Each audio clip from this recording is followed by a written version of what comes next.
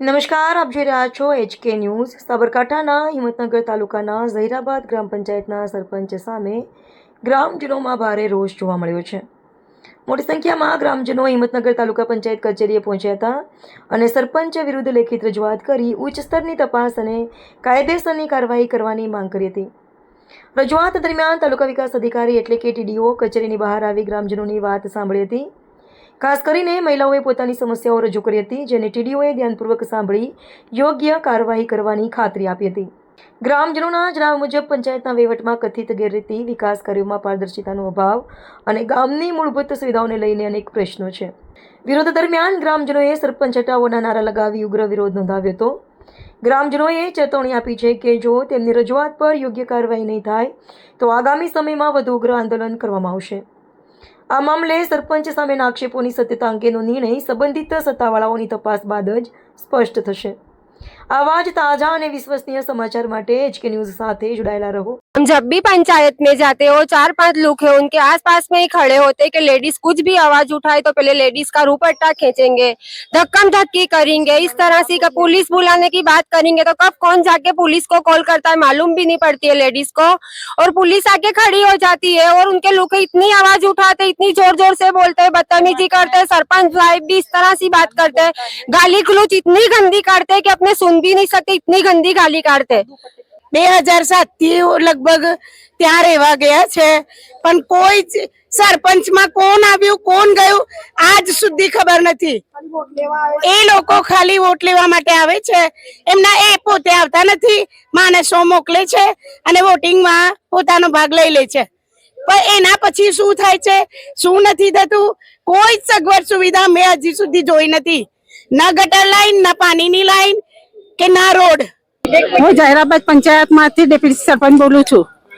રફીકભાઈ અમને કોઈ બી કામ કરવામાં અમને સાથ આપતા નથી। અમે કહીએ એમને તો અમારી વાત જ નથી માનતા। રફીકભાઈને કશું વાત કરીએ કે રફીકભાઈ આ કામ કરવાનું છે, અમારે એરિયામાં તમારા એરિયામાં કામ નથી કરતા, કોઈ જગ્યાએ કામ નથી કરતા, અમારું સાંભળતા જ નથી, પોતાની મરજીથી જ કામ કરે છે। અમે કહીએ છીએ તમારી વાત જ ટાળી દે છે, વાત આખો પલટાઈ નાખે છે। જે કહીએ છીએ વાત જ બીજી વાટા પર લઈ લે છે।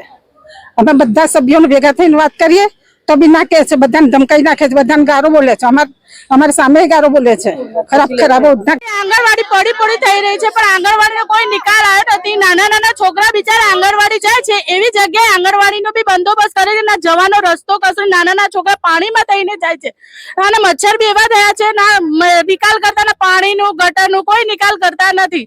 અને નાના નાના ભૂલકા બિચારા પાણીમાં થઈને બાલ મંદિર જાય, કેટલા વર્ષથી બાલ મંદિર પડું પડું થઈ રહ્યું છે, પણ બાલ મંદિરનો પણ હજુ સુધી કોઈ મુદ્દો ઉઠ્યો નથી। એ રહી અમે સરપંચ સાહેબની પાસે ગયા તો અમને સરપંચ સાહેબ એમ કહે છે કે તમારો રૂપટ્ટો બરાબર કરો। બરાબર છે, આ મારા રૂપટ્ટામાં કોઈ ખામી દેખાય છે? કઈ જોવા છે? કઈ નથી ને સરપંચ એમ કે તમે રૂપટ્ટો સારી રીતે વળો। મોદી સરકાર કે છે બેટી બચાવો બેટી પઢાઓ અભિયાન ચલાવે છે, બરાબર છે, અભિયાન મોદી સાહેબ ચલાવે છે ને અહીંયા તો કોઈ અભિયાન સ્વીકારવા માટે તૈયાર જ નથી। ઓરતોને ગાલીઓ ગાળી છે, ધક્કા મારે છે, આવું બધી રીત નથી સરપંચ સાહેબની। પ્લીઝ સર તમે સરપંચ સાહેબને હટાવો, અમારી બીજી કોઈ માંગ નથી ને અમારી જે માંગ છે અમારી માંગ પૂરી કરો। અમારા રોડ રસ્તા, સ્ટ્રીટ લાઇટ, ગટર લાઇટ બધું જ તમે બરાબર કરાવી દો સાહેબ। અમારી એક જ રજૂઆત છે, ગંદકીને દૂર કરો। અમારા ઘર સર્વે નંબર 300માં અમારી ઘરની બાજુમાં તમે આવી જો કેટલી ગંદકી હમણાં હાઈ ચાંદીપુરા વાયરસ જે ચાલી રહ્યો છે ને એ ના થતો હોય ને તો બી થાય, ના થતો હોય તો બી થાય, ડેન્ગ્યુ જેવા રોગો ના થતા હોય તો બી થાય, એટલી ગંદકી થાય। તમે અમારી ઘરના આગળ આવીને એકવાર મુલાકાત લો, અમારી ઘરના આગળ કોઈ રસ્તા નથી। અમે લોકો જિલ્લા કલેક્ટરમાં ગયા હતા કે તાલુકા પંચાયતમાં જો ત્યાં તમારી માંગ નહીં થાય પછી અમે અહીંયા આવીશું। અમને 2 મહિનાથી સાહેબ અમારું હેરાન થઈ ગયું છે। એ સાહેબ પગ પર પગ નાખીને બેસે છે, એ સરપંચ સાહેબ, અને અમને આવી રીતે દોડાવે છે। प्लीज सर हमारी मांग पूरी करो, डेप्यूटी सरपंच आपको हमारी एक ही मांग। 2 महीने से हम हैरान परेशान है गए तलाटी और सरपंच के पास। हम कितनी दफा हमारी समस्या लेके गए लेकिन उन्होंने हमको धक्के खिलाए और रोज हमारे को बहाने बताते। हम इतने परेशान है, हमारे बच्चे स्कूल नहीं जा सकते, तो अभी हमारा कोई ने सुना नहीं है कि आज तक। हम आगे हाथ जोड़ते हैं कि हमारा निकाल करो या इसको हटाओ, हम दूसरा कुछ नहीं सुनना मांगते।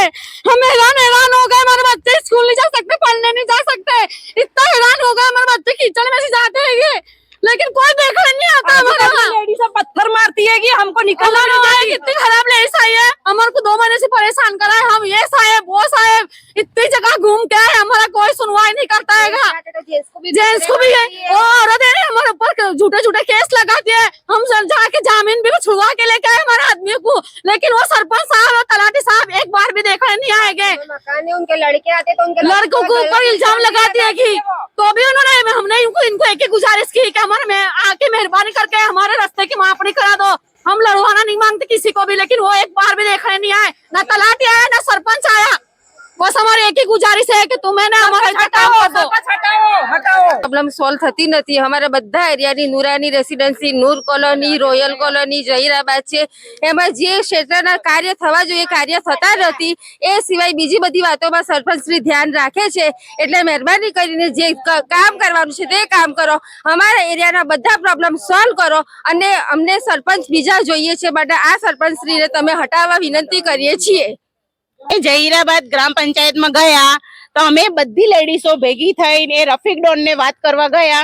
અમારી ગટર લાઈન ની પ્રોબ્લેમ છે, રોડ ની તકલીફ છે, જનાજો અમે નીકાળી નહીં શકતા એની પ્રોબ્લેમ। તમે એ પ્રોબ્લેમ લઈને ગયા તો મને શું કહે છે કે ઓડનું બરાબર રોડ ભાઈ તું એવા નાગડો ડોન અમાને ના જોઈએ।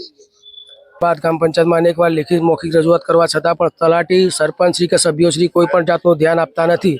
જિલ્લા સ્વાગત કાર્યક્રમમાં પણ અરજી કરેલ છે, જેનું આજ દિન સુધી કોઈ પણ નિકાલ કરવામાં આવેલું નથી। અમારા એરિયાના તમામ રોડ રસ્તા બિસ્માર હાલતમાં છે અને રસ્તા તો છે જ નહીં અને સ્ટ્રીટ લાઇટો તંદુન આખા એરિયાની બંધ છે। इज्जत नहीं है, हमारा इज्जत नहीं। हमने के ओढ़ना खेचे, हमने के वाह अच्छे कपड़े पहन के आओ, हमारा कपड़ा खराब है। આંગણવાડીમાં મમતા દિવસ માટે પણ કોઈ સુવિધા નથી। નાના નાના ભૂલકા આંગણવાડીમાં બેસે છે તો બીમાર થઈને આવે, ના પંખો ના કશું કોઈ સુવિધા નથી। ગ્રામ પંચાયતનો 4 નંબર વોર્ડમાં ચૂંટાયેલો સભ્ય છું।